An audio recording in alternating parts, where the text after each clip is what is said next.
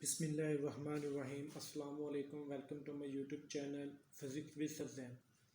तो आज हम class 10th chapter number 10 simple harmonic motion and waves का सेकंड पार्ट जो है वो आज हम डिस्कस करने जा रहे हैं। इससे पहले हमने सिंपल हार्मोनिक मोशन के इस चैप्टर में जो भी चीज़ें पढ़ी, यानी कि वो हमारे इस टॉपिक के इस चैप्टर के जो टॉपिक टाइटल था वो था simple harmonic motion and waves. Simple harmonic motion के बारे में हमने सीखा। ठीक है, आज हम डिस्कस करेंगे उसके नेक्स्ट टॉपिक की तरफ मूव करेंगे। तो उसका नेक्स्ट टाइटल जो था, टाइटल में से नेक्स्ट टॉपिक वो वेव्स है, यानी वेव मोशन के बारे में हम पढ़ेंगे। वेव मोशन होती क्या है, ठीक है, ये कैसे प्रोड्यूस होती है, इसकी टाइप्स के बारे में डिस्कस करेंगे।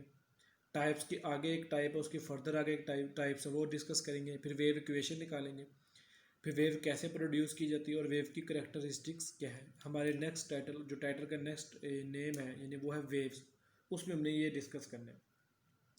तो आज का हमारा टॉपिक है सबसे पहले वेव मोशन। तो वेव मोशन में हम पढ़ते हैं क्या होती है। क्या वेव मोशन, मोशन का मतलब क्या है, हरकत, और उर्दू में भी वेव को हम वेव ही कहते हैं।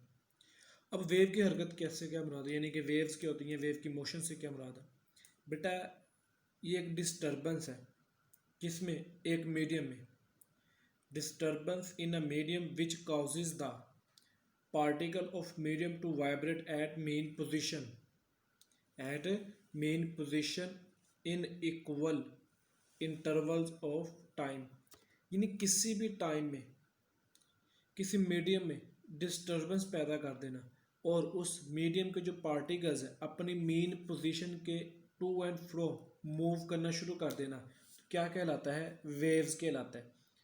दो बातें याद रखनी, एक डिस्टर्बेंस है और एक है मेन पोजीशन। अब इन दोनों लफ्ज़ से क्या मुराद है, कहता है डिस्टर्बेंस आपने पैदा करनी है, किस में पैदा करनी है, किसी एक मीडियम में। ठीक है, वो कोई भी मीडियम हो सकता है, वो वाटर हो सकता है, एयर हो सकता है, ठीक है, स्ट्रिंग हो सकती है। ठीक है, उनके जब आप डिस्टर्बेंस पैदा करोगे तो उसके जो पार्टिकल्स हैं, क्या पार्टिकल्स क्या करेंगे, वाइब्रेट करना शुरू कर देंगे, किसके इर्द गिर्द, मेन पोजीशन के इर्द गिर्द, किसी भी टाइम के लिहाज से। तो अब हम इसके एक एग्जांपल देख लेते हैं। फॉर एग्जांपल हमारे पास हवा है, एयर है। क्या है हमारे पास, एयर। अब ये हवा में डिस्टर्बेंस कैसे पैदा होगी और इसमें वेव्स कैसे पैदा होगी। ठीक है, जब हम बोलते हैं एक जगह से दूसरी जगह पे जब हमारी आवाज़ जाती है तो वो हवा के पार्टिकल्स के ज़रिए से प्रोड्यूस होती है, यानी कि ट्रांसफ़र होती है। हवा के पार्टिकल्स के ज़रिए से ट्रांसफ़र होते हैं। फॉर एग्जांपल यहाँ पर एक मेरे पास एक कुछ एरिया है, ठीक है, यहाँ पे हवा है, हवा के कुछ पार्टिकल्स हैं। ठीक है, हम यहाँ से बोल रहे हैं और यहाँ तक हमारी आवाज़ जानी। ठीक है, जब हम यहाँ से बोलना स्टार्ट करेंगे, इस पॉइंट से जब हम बोलना स्टार्ट कर देंगे तो इस पॉइंट जब हम बोलेंगे तो ये आवाज़ वेव हमारी इस पार्टिकल को टकराएगी। ये पार्टिकल क्या करेगा, अपनी जगह से वाइब्रेट करना शुरू कर देगा। ये फिर इस पार्टिकल से टकराएगी, ये भी करने का वाइब्रेट करना शुरू कर, तो आहिस्ता आहिस्ता सारे पार्टिकल्स क्या करना शुरू कर देंगे, वाइब्रेट करना शुरू कर देंगे। और जब ये वाइब्रेट करना शुरू कर देते तो ये क्या प्रोड्यूस कर रहे हैं, वेव्स प्रोड्यूस कर रहे हैं। क्योंकि वेव कब प्रोड्यूस होती है, जब किसी डिस्टर्बेंस पैदा हो किसी मीडियम। अब यहाँ पे मीडियम क्या था, हवा थी, यहाँ पे मीडियम क्या है, एयर है और उसके पार्टिकल्स। जब पार्टिकल्स इसके वाइब्रेट करना शुरू होते हैं तो दूसरे पर्सन के पास हमारी आवाज़ की हो जाती है, पहुंच जाती है। ठीक है, आवाज़ उस तक पहुंच जाती है। तो हमने ये सीखा कि जब भी वेव तब पैदा होती है जब किसी मीडियम में क्या आप कर दो, एक डिस्टर्बेंस पैदा कर दो और उस मीडियम के जो पार्टिकल्स मेन पोजिशन के टू एंड फ्रो क्या करना करते हैं, मूव करना स्टार्ट कर दें। ठीक है, हम इसे क्या कहते हैं, वेव्स कहते हैं। और एक एग्जांपल है सन रेज, वो भी एक वेव है। ठीक है, वो भी एक वेव है, ठीक है, जो क्या कर रही है, ज़मीन पे आ रही है। ठीक है, एक वेव की शक्ल में। तो ये भी हमारे पास एक वेव की एग्जांपल है। सन रेज भी हमारे पास क्या है, एक वेव्स की एग्जांपल। उसके बाद हमने एक्स रेज के बारे में सुना हुआ है। ठीक है, ये भी एक क्या होती है, वेव्स की फॉर्म में होती है। ठीक है, टीवी रेज भी होती हैं, टीवी में जो रेज निकलती हैं, ठीक है, वो भी एक रेज है।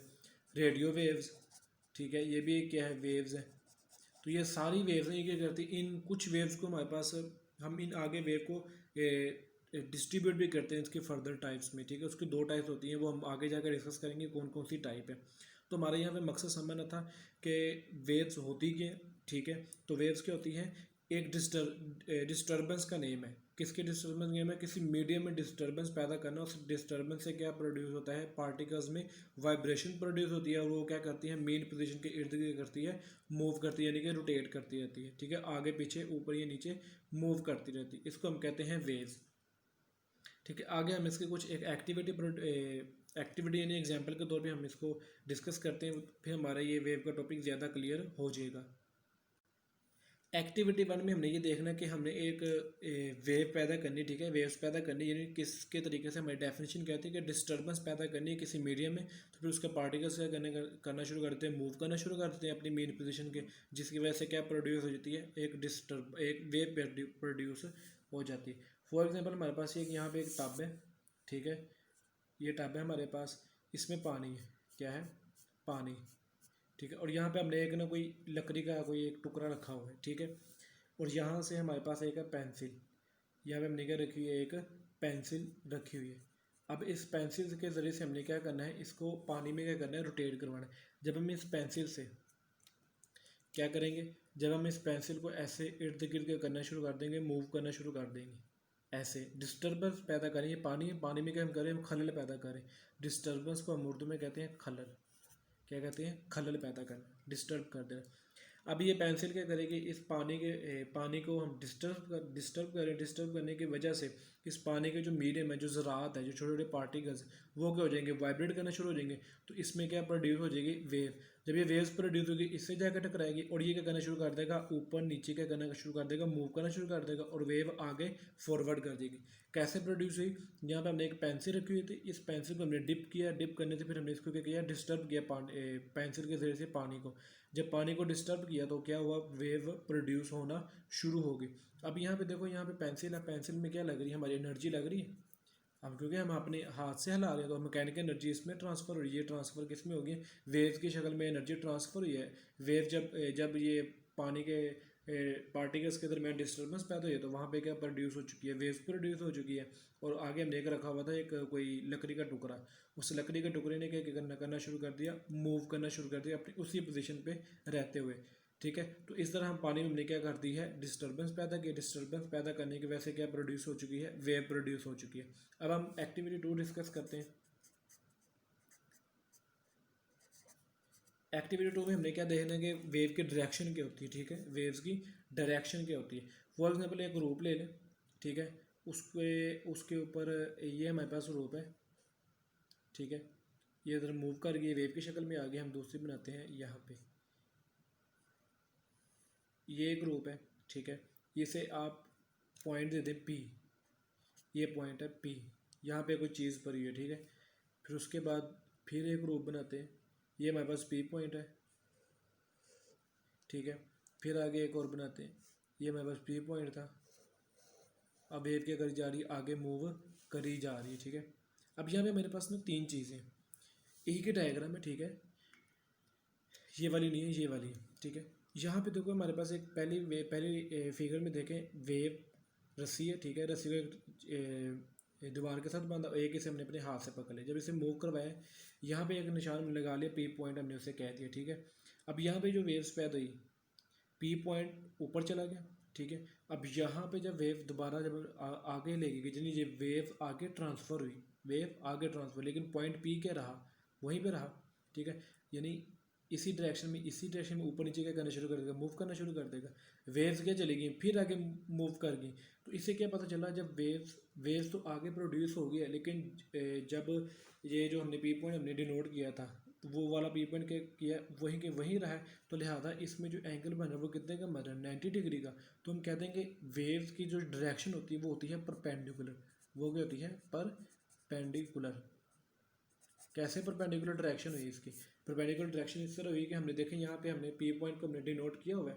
ठीक है, जब हमने इसको ऊपर नीचे मूव करवाना शुरू किया रस्सी को, पी पॉइंट तो वहीं पर है, लेकिन वेव क्या कर गई? आगे ट्रांसफ़र कर गई। आगे से आगे क्या करी जा रही है? वेव ट्रांसफ़र होती जा रही है। इस तरह क्या हो रही है? पॉइंट वहीं पे रहा, लेकिन वेव क्या कर गई? आगे से आगे ट्रांसफ़र कर गई। तो यहाँ पे क्या रहा? वेव्स 90 डिग्री, तो इन वेव और इसके दरमियान कितने के एंगल बन रहा है? 90 डिग्री का एंगल बन रहा है। तो इस तरह क्या होगा? वेव्स की जो डायरेक्शन होती है वो क्या होती है? परपेंडिकुलर होती है टू वेव्स की। ठीक है, तो इससे हमें पता लग गया कि वेव्स की डायरेक्शन क्या होती है, परपेंडिकुलर।